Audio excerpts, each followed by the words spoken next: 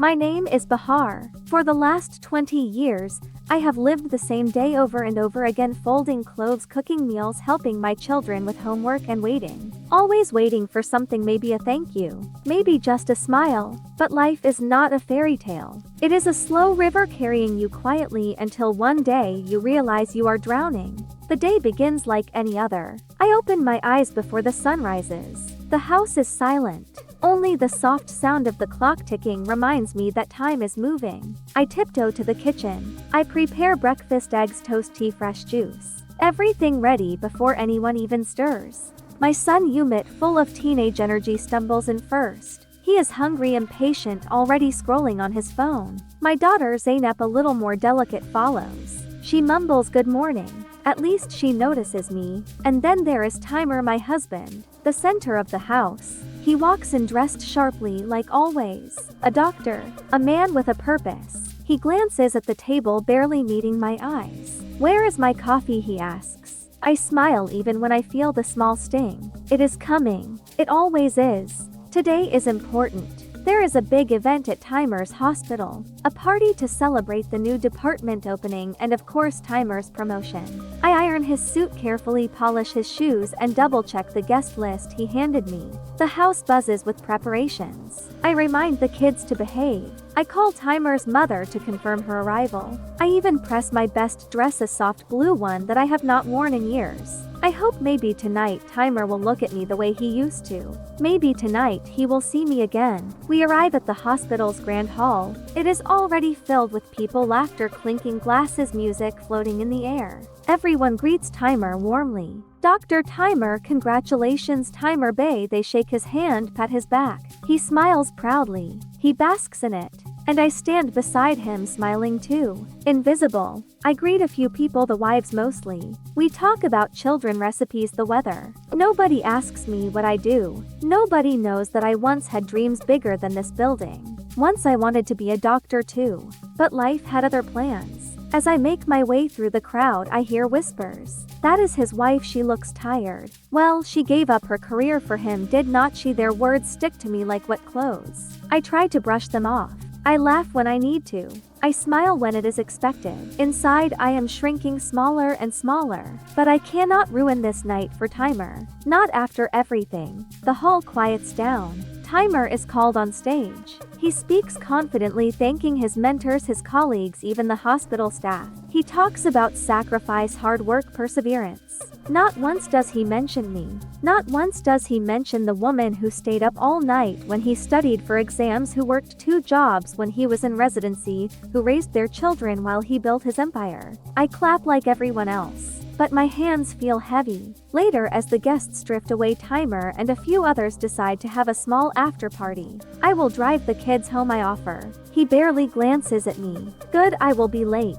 No kiss. No thank you. Just good. I drive home in silence. The kids are tired. I tuck them into bed, kiss their foreheads. I sit on the edge of my bed, staring at the wall. Maybe this is just how marriage is after so many years. Maybe love fades quietly without anyone noticing. It starts with a headache. A small one at first, just a pulsing behind my eyes. I take a tablet, drink water, tell myself it is nothing. But then the room starts spinning. My knees buckle. I grab the side of the bed but fall anyway. Pain flashes in my side. The world tilts and turns into darkness. I hear Zainab's small voice, frightened, "Mom, mommy," but I cannot answer. Everything fades. When I open my eyes, bright lights blind me. The smell of antiseptic fills my nose. Machines beep steadily somewhere nearby. I try to move, but pain pins me down. Doctors move around me. Faces blur and sharpen. I hear snippets of conversation. "Critical liver failure, needs transplant immediately. Family should be informed." Family. Timer. Where is he? When I wake properly, Timer is beside me. His face is tense. Lines I never noticed before cut deep into his forehead. "You scared us," he says stiffly. I search his face for softness, for worry, for love. Maybe it is there, hidden deep. The doctor explains my condition. My liver is failing. Without a transplant, my chances are slim. A living donor is the best hope. Family first. Timer's blood type is compatible, but he hesitates. "I need time to think," he says. think about saving my life. My heart cracks not from the illness but from this hesitation. That night, Zeynep curls up beside me on the hospital bed. "Mommy, you will be okay, right?" she whispers, her voice shaking. I stroke her hair, smiling even though tears burn behind my eyes. "Of course, baby," I whisper back. "I will always be here." I do not know if it is true, but I have to believe it. For her, for me. The next day, as I lie awake staring at the ceiling, a stranger knocks on my door.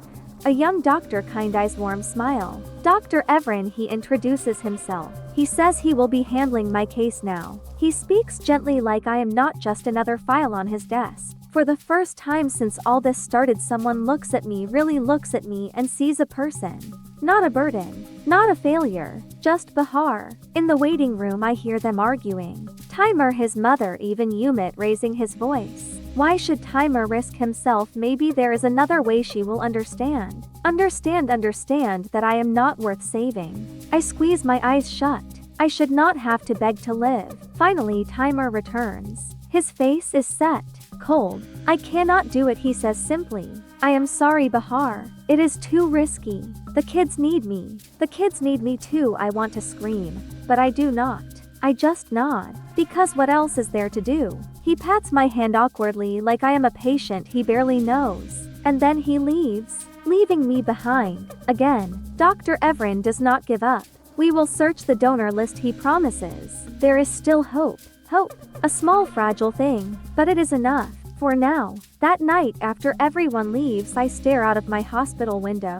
The city lights blink at me, distant, cold. I think of all the years I gave away without asking anything in return.